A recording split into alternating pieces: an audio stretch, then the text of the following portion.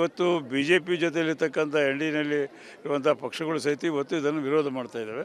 ಮತ್ತು ಈಗಾಗಲೇ ಪಂಜಾಬು, ಕೇರಳ, ತೆಲಂಗಾಣ, ಆಂಧ್ರ ಪ್ರದೇಶ, ಹಿಮಾಚಲ ಪ್ರದೇಶ ಬೇರೆ ಬೇರೆ ರಾಜ್ಯಗಳಲ್ಲಿ ಸಹಿತ ಇವತ್ತು ಅಪಸ್ವರ.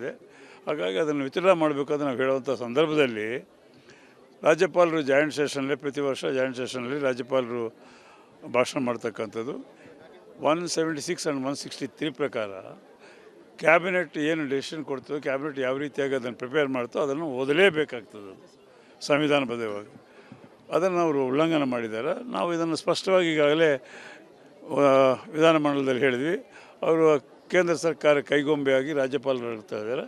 ಅದು ಸರಿಯಲ್ಲ, ಸರಿಪಡಿಸ್ಕೊಳ್ಬೇಕು ಅಂತ ಹೇಳಿದ್ವಿ. ಅದರ ಕಾನೂನುಬದ್ಧವಾಗಿ ಯಾವ ರೀತಿಯಾಗಿ ಅದರ ಮೇಲೆ ನಾವು ಮುಂದೆ ಹೋಗ್ಬೇಕೆಂಬುದು ವಿಚಾರದಲ್ಲಿದೆ.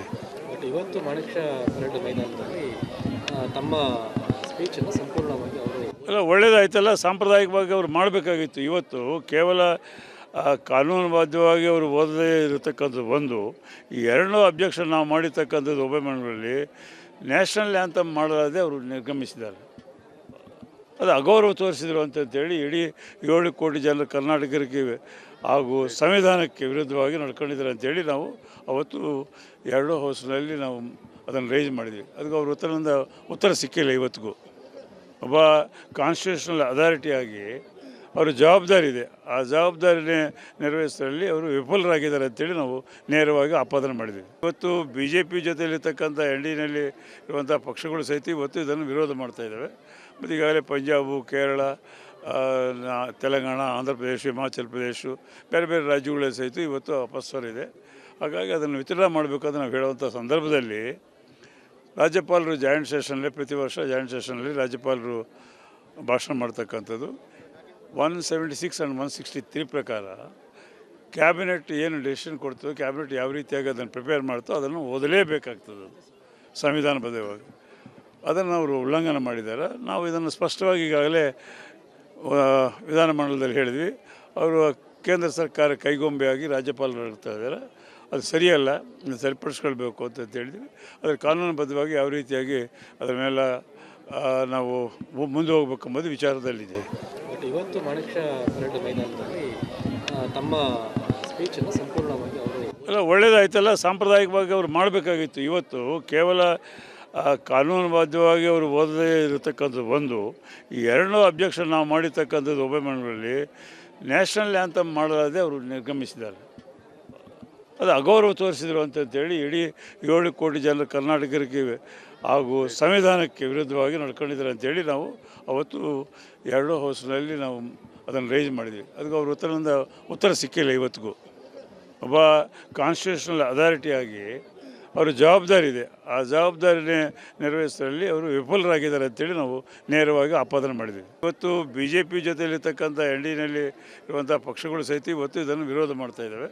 ಮತ್ತು ಈಗಾಗಲೇ ಪಂಜಾಬು, ಕೇರಳ, ತೆಲಂಗಾಣ, ಆಂಧ್ರ ಪ್ರದೇಶ, ಹಿಮಾಚಲ ಪ್ರದೇಶ ಬೇರೆ ಬೇರೆ ರಾಜ್ಯಗಳಲ್ಲಿ ಸಹಿತ ಇವತ್ತು ಅಪಸ್ವರ.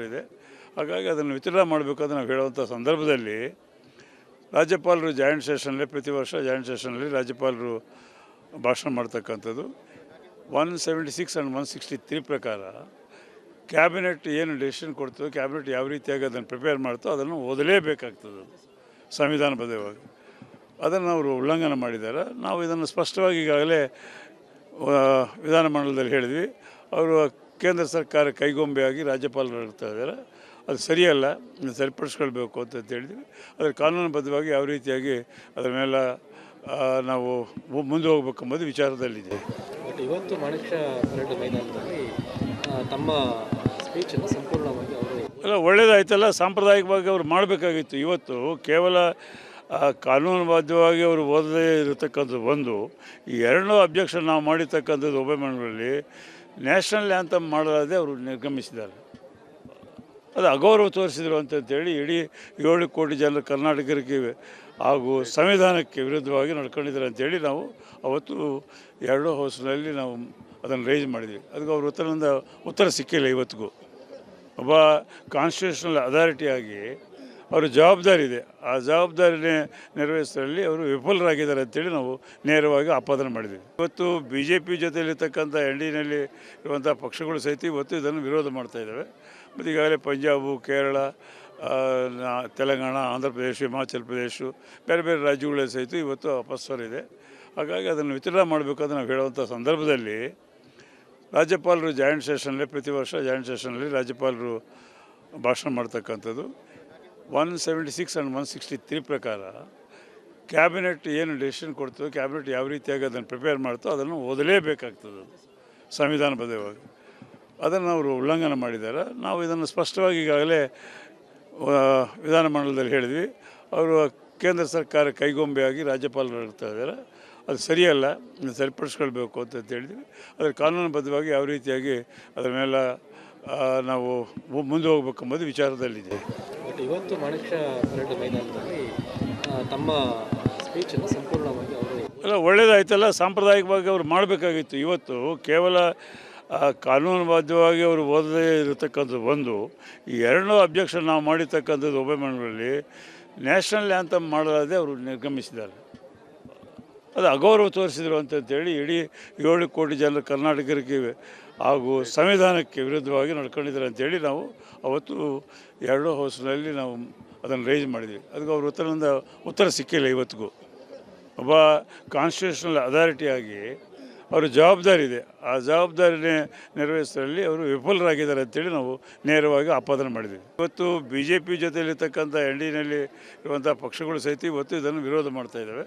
ಮತ್ತು ಈಗಾಗಲೇ ಪಂಜಾಬು, ಕೇರಳ, ತೆಲಂಗಾಣ, ಆಂಧ್ರ ಪ್ರದೇಶ, ಹಿಮಾಚಲ ಪ್ರದೇಶ ಬೇರೆ ಬೇರೆ ರಾಜ್ಯಗಳಲ್ಲಿ ಸಹಿತ ಇವತ್ತು ಅಪಸ್ವರ ಹಾಗಾಗಿ ಅದನ್ನು ವಿತರಣೆ ಮಾಡಬೇಕಾದ್ರೆ ನಾವು ಹೇಳುವಂಥ ಸಂದರ್ಭದಲ್ಲಿ ರಾಜ್ಯಪಾಲರು ಜಾಯಿಂಟ್ ಸೆಷನ್ನಲ್ಲಿ ಪ್ರತಿ ವರ್ಷ ಜಾಯಿಂಟ್ ಸೆಷನ್ನಲ್ಲಿ ರಾಜ್ಯಪಾಲರು ಭಾಷಣ ಮಾಡ್ತಕ್ಕಂಥದ್ದು 176 ಆ್ಯಂಡ್ 163 ಪ್ರಕಾರ ಕ್ಯಾಬಿನೆಟ್ ಏನು ಡೆಸಿಷನ್ ಕೊಡ್ತದೋ ಕ್ಯಾಬಿನೆಟ್ ಯಾವ ರೀತಿಯಾಗಿ ಅದನ್ನು ಪ್ರಿಪೇರ್ ಮಾಡ್ತೋ ಅದನ್ನು ಓದಲೇಬೇಕಾಗ್ತದೆ ಸಂವಿಧಾನಬದ್ಧವಾಗಿ.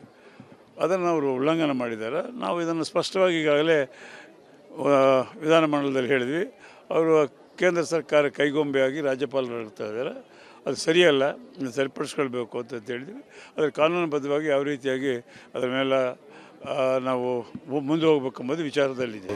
ಬಟ್ ಇವತ್ತು ಮಾಣಿಕ್ಯ ಪರೇಡ್ ಮೈದಾನದಲ್ಲಿ ತಮ್ಮ ಸ್ಪೀಚನ್ನು ಸಂಪೂರ್ಣವಾಗಿ ಅವರು ಎಲ್ಲ ಒಳ್ಳೆಯದಾಯ್ತಲ್ಲ, ಸಾಂಪ್ರದಾಯಿಕವಾಗಿ ಅವರು ಮಾಡಬೇಕಾಗಿತ್ತು. ಇವತ್ತು ಕೇವಲ ಕಾನೂನುಬದ್ಧವಾಗಿ ಅವರು ಓದದೇ ಇರತಕ್ಕಂಥದ್ದು ಒಂದು. ಈ ಎರಡೂ ಅಬ್ಜೆಕ್ಷನ್ ನಾವು ಮಾಡಿರ್ತಕ್ಕಂಥದ್ದು ಒಬ್ಬ ನ್ಯಾಷನಲ್ ಆ್ಯಂಥಮ್ ಮಾಡಲಾದೆ ಅವರು ನಿರ್ಗಮಿಸಿದ್ದಾರೆ. ಅದು ಅಗೌರವ ತೋರಿಸಿದರು ಅಂತಂತೇಳಿ ಇಡೀ 7 ಕೋಟಿ ಜನರು ಕರ್ನಾಟಕರಿಗೆ ಹಾಗೂ ಸಂವಿಧಾನಕ್ಕೆ ವಿರುದ್ಧವಾಗಿ ನಡ್ಕೊಂಡಿದ್ದಾರೆ ಅಂತೇಳಿ ನಾವು ಅವತ್ತು ಎರಡೂ ಹೌಸ್ನಲ್ಲಿ ನಾವು ಅದನ್ನು ರೈಸ್ ಮಾಡಿದ್ವಿ. ಅದಕ್ಕೆ ಅವ್ರ ಉತ್ತರ ಸಿಕ್ಕಿಲ್ಲ ಇವತ್ತಿಗೂ. ಒಬ್ಬ ಕಾನ್ಸ್ಟಿಟ್ಯೂಷನಲ್ ಅಥಾರಿಟಿಯಾಗಿ ಅವರ ಜವಾಬ್ದಾರಿ ಇದೆ, ಆ ಜವಾಬ್ದಾರಿನೇ ನಿರ್ವಹಿಸೋದ್ರಲ್ಲಿ ಅವರು ವಿಫಲರಾಗಿದ್ದಾರೆ ಅಂತೇಳಿ ನಾವು ನೇರವಾಗಿ ಆಪಾದನೆ ಮಾಡಿದ್ವಿ.